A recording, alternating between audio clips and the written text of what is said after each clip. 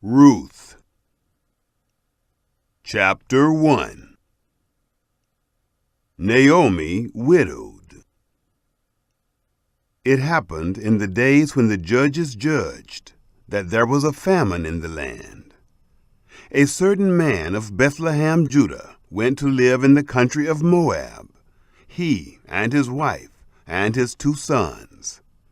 The name of the man was Elimelech, and the name of his wife Naomi, and the name of his 2 sons Mahlon and Chilion, Ephrathites of Bethlehem, Judah.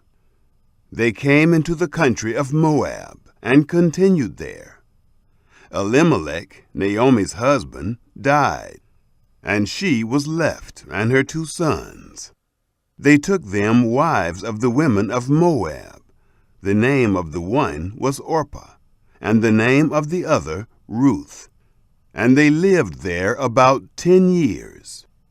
Mahlon and Chilion both died, and the woman was bereaved of her 2 children and of her husband.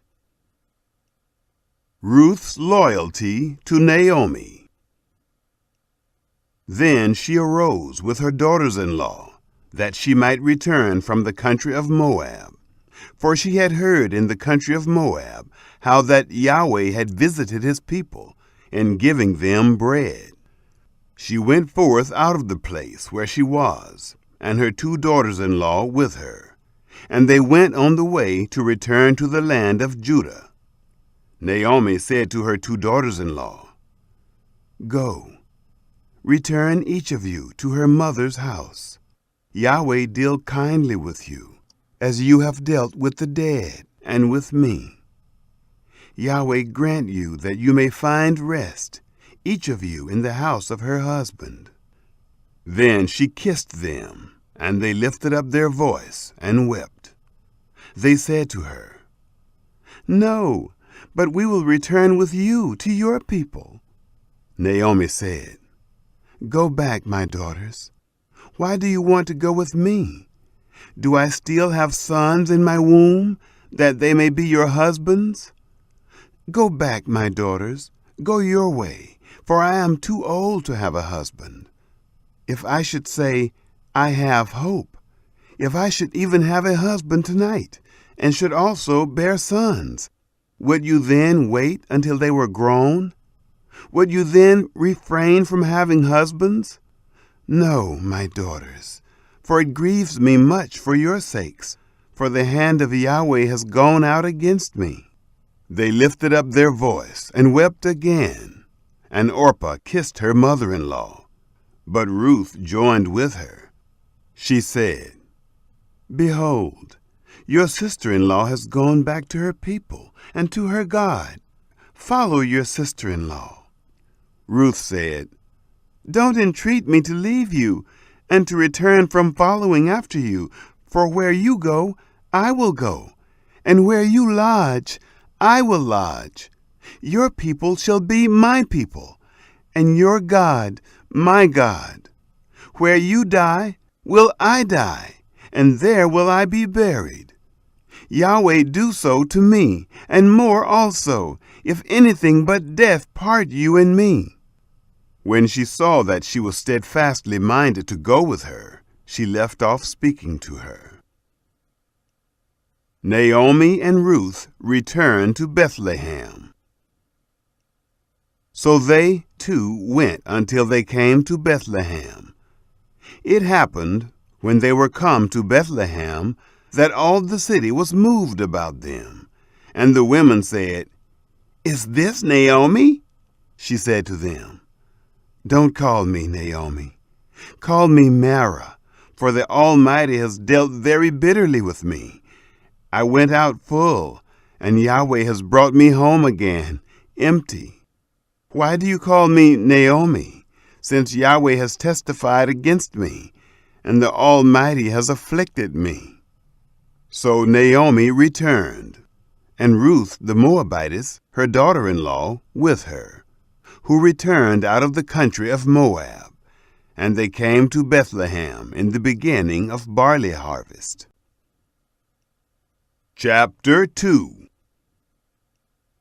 Ruth meets Boaz. Naomi had a kinsman of her husband's, a mighty man of wealth, of the family of Elimelech, and his name was Boaz.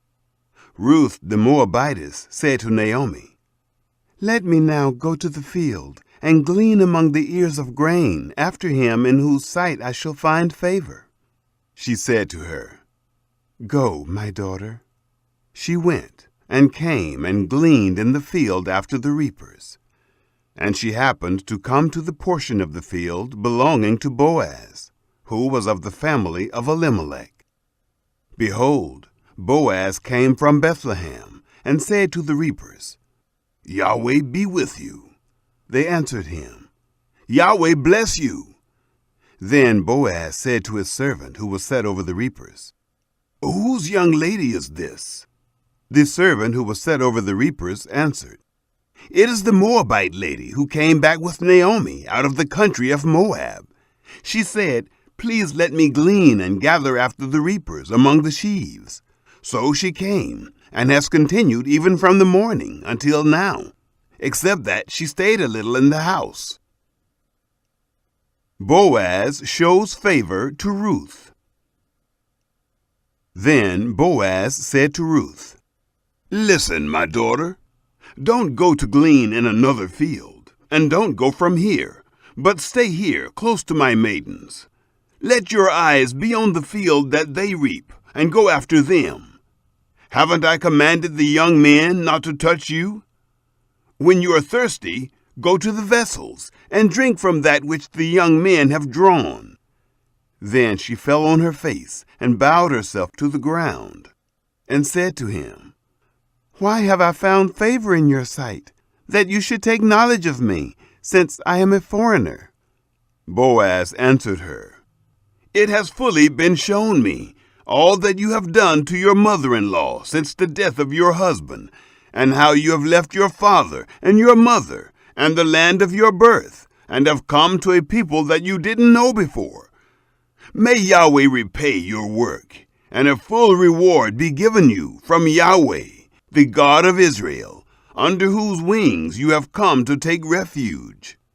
Then she said, "Let me find favor in your sight, my lord, because you have comforted me, and because you have spoken kindly to your handmaid, though I am not as one of your handmaidens." At mealtime Boaz said to her, "Come here and eat of the bread, and dip your morsel in the vinegar." She sat beside the reapers, and they reached her parched grain, and she ate, and was satisfied, and left some of it. When she had risen up to glean, Boaz commanded his young men, saying, "Let her glean even among the sheaves, and don't reproach her. Also pull out some for her from the bundles, and leave it, and let her glean, and don't rebuke her." So she gleaned in the field until evening, and she beat out that which she had gleaned, and it was about an ephah of barley. She took it up and went into the city, and her mother-in-law saw what she had gleaned, and she brought forth and gave to her that which she had left after she was sufficed. Her mother-in-law said to her, "Where have you gleaned today? Where have you worked? Blessed be he who noticed you." She showed her mother-in-law with whom she had worked, and said, "The man's name with whom I worked today is Boaz." Naomi said to her daughter-in-law, "Blessed be he of Yahweh, who has not left off his kindness to the living and to the dead." Naomi said to her, "The man is a close relative to us, one of our near kinsmen."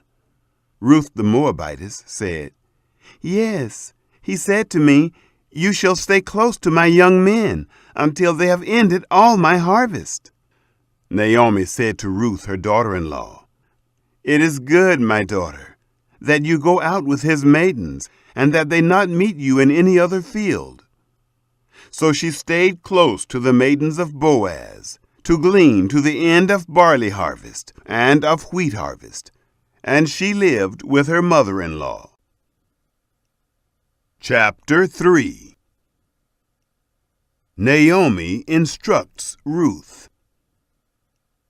Naomi, her mother-in-law, said to her, "My daughter, shall I not seek rest for you, that it may be well with you?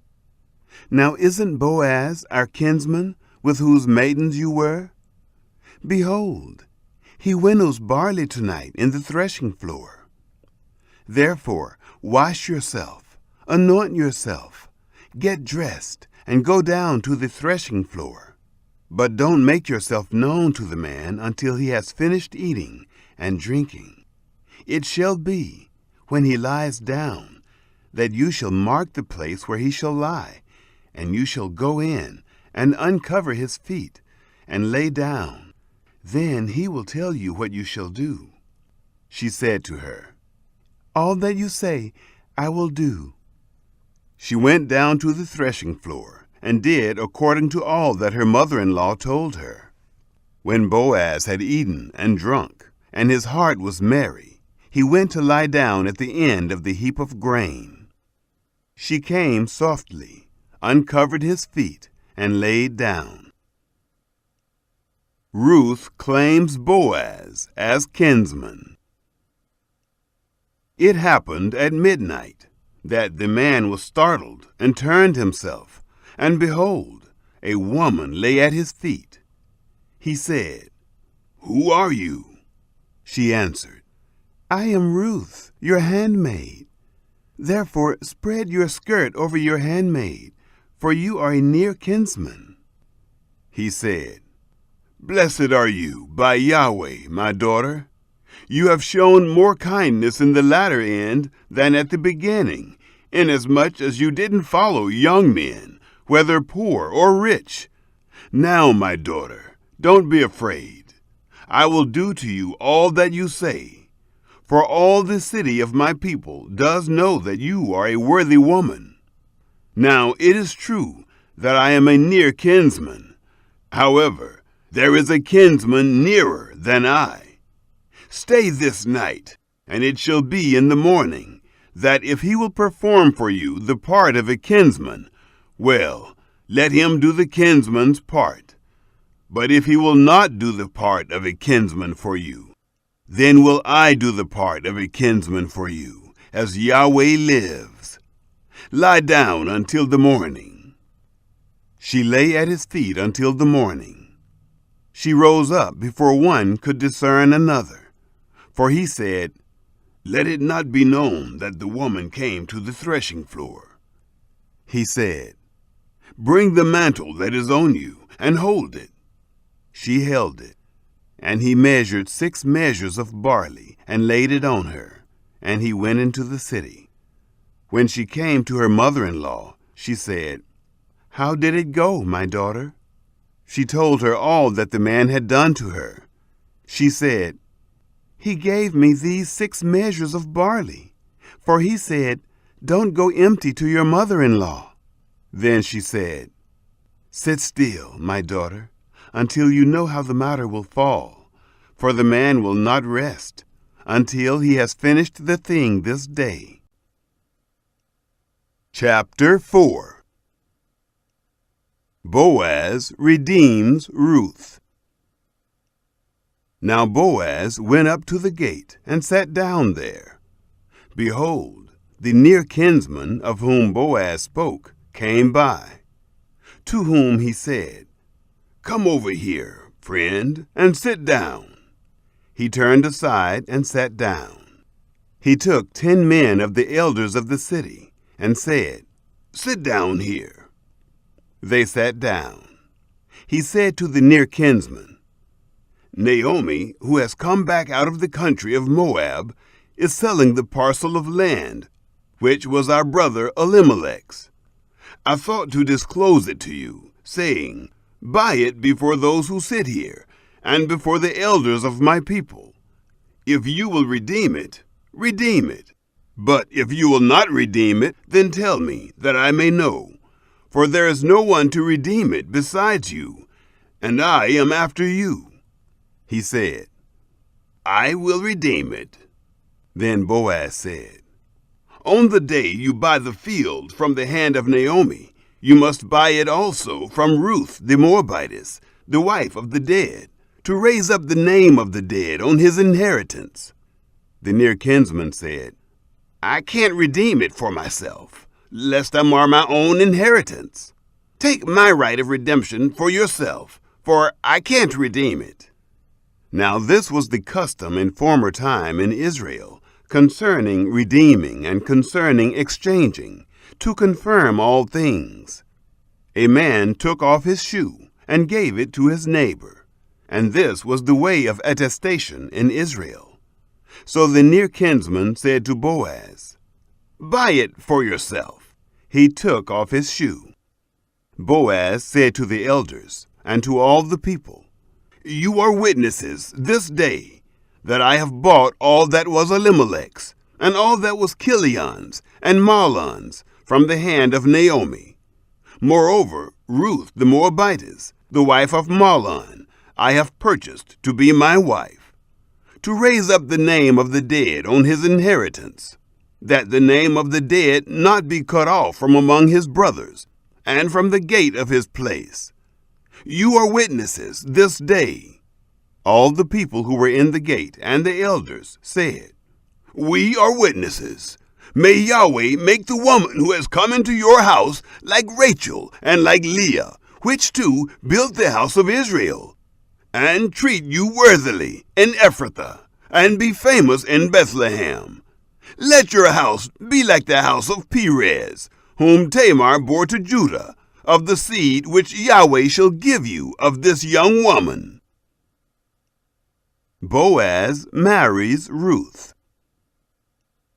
So Boaz took Ruth, and she became his wife, and he went in to her. And Yahweh gave her conception, and she bore a son. The women said to Naomi, "Blessed be Yahweh, who has not left you this day without a near kinsman, and let his name be famous in Israel. He shall be to you a restorer of life, and sustain you in your old age. For your daughter-in-law, who loves you, who is better to you than 7 sons, has borne him." Naomi took the child and laid it in her bosom, and became nurse to it. The women, her neighbors, gave him a name, saying, "There is a son born to Naomi." And they named him Obed. He is the father of Jesse, the father of David. The line of David. Now this is the history of the generations of Perez.